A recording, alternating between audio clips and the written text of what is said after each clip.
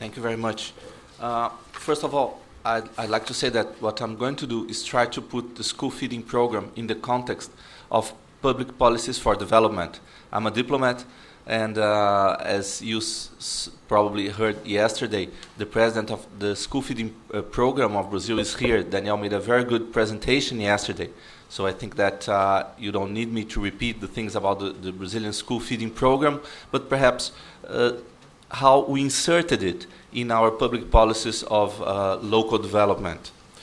Well, first of all, agriculture is the main, as you know, is the main economic activity in developing countries. And as you know, 3/4 of poor people are in rural areas in the developing world.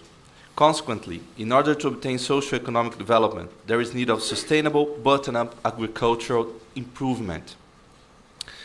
What we found as a solution in Brazil to build bottom-up public policies was a council.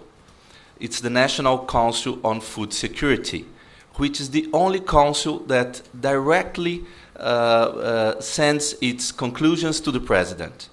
It's in the presidency of the Republic. It has 19 representatives of ministries, the ministers themselves or their substitutes, and 36 representatives of civil society. I say that because it's not possible to establish a program like ours without a broad base. No, I mean, I'll give you an example. Last year, we approved a law by which 30% of all the food bought for the school feeding program has to be bought from household agriculture. It's very difficult for a ministry or two ministries to pass that kind of law. So the council has a fundamental position in a broad public policy for school feeding. To do so, agriculture must be based on the right to food, fundamental and universal. The right to food states that countries must protect, promote, and provide food for every citizen in need. That was fundamental for us. You know, some international organizations used to say that we should focus, that we should provide food only for poor children. And we said, no, that's not eating. No, eating is communion. No, swallowing things is one thing. No, eating is another thing. No, I mean, in many religions, no, we eat God. No, so that's and well, we are in India, the country of Gandhi, that said for poor people, God is bread. No, I mean, so it's fundamental to have that rights-based approach. The poor children eat, and the rich children eat too, and that was very interesting for us. Also to talk to the society, saying, well, we are one of the big agricultural producers. We have international obligations. Today we are the 7th economy of the world. And I stress that because yesterday some people were a bit scared when Daniel said that our program has a budget of 2 billion per year. But I mean, as I say, today we are the 7th economy of the world. We are 190 million people. So I mean, it's understandable. And this program covers 1/4 of the Brazilian population, almost. I mean, it's 48 million children, 48 million meals per day. The rights-based approach allows to find a broad base of consensus for food security policies, as I said, and it also allows us to have an international policy that not only is an extension of our internal policy, but really is allowing us to, with other countries, to protect, to promote, and to provide food when it's necessary in other countries.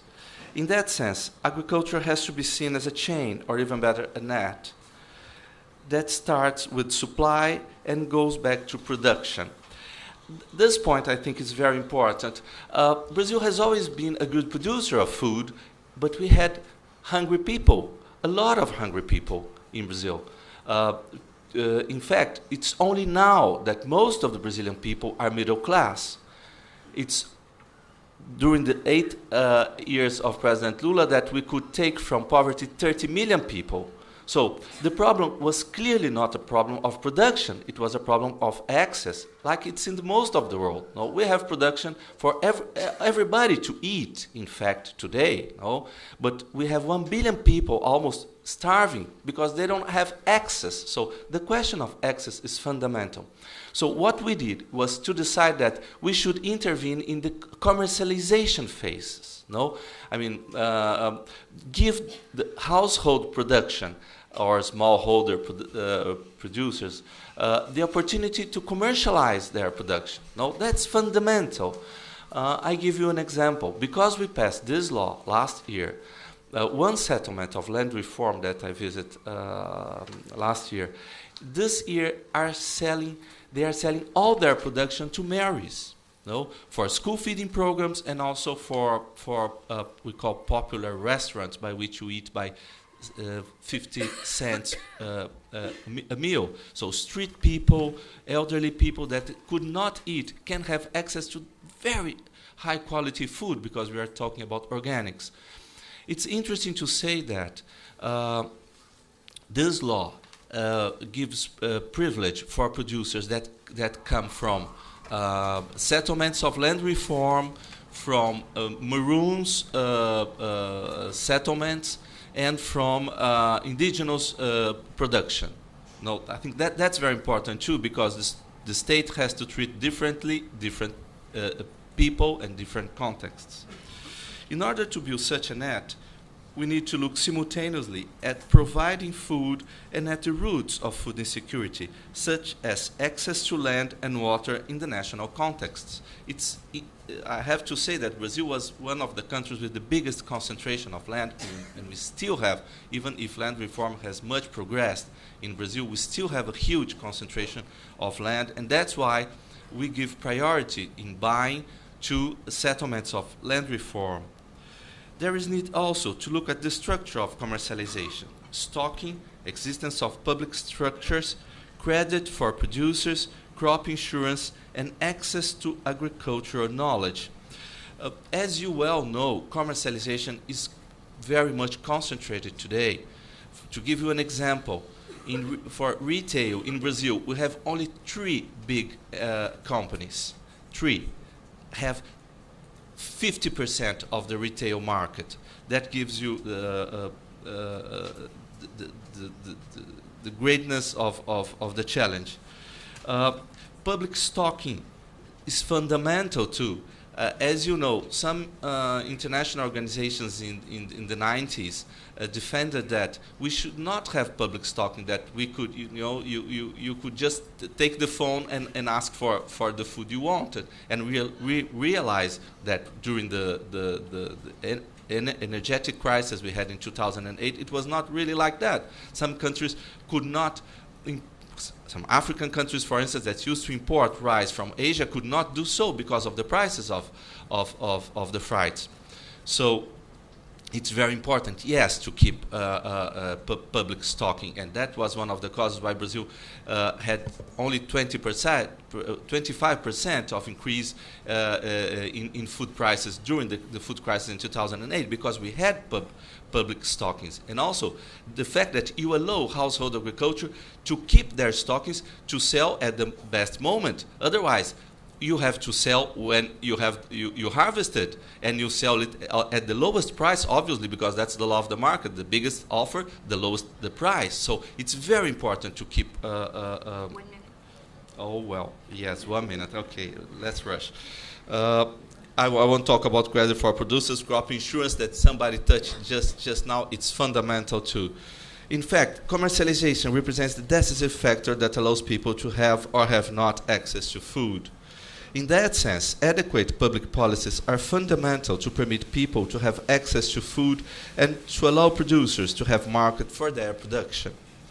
Programs such universal school feeding can guarantee access to food for almost a quarter of a country population, which is the case of Brazil. We can do that because we are doing that. with a very reduced investment, creating a virtuous circle of better nutrition for students, better capacity of learning, income for their parents, and the socio-economic development of the whole community.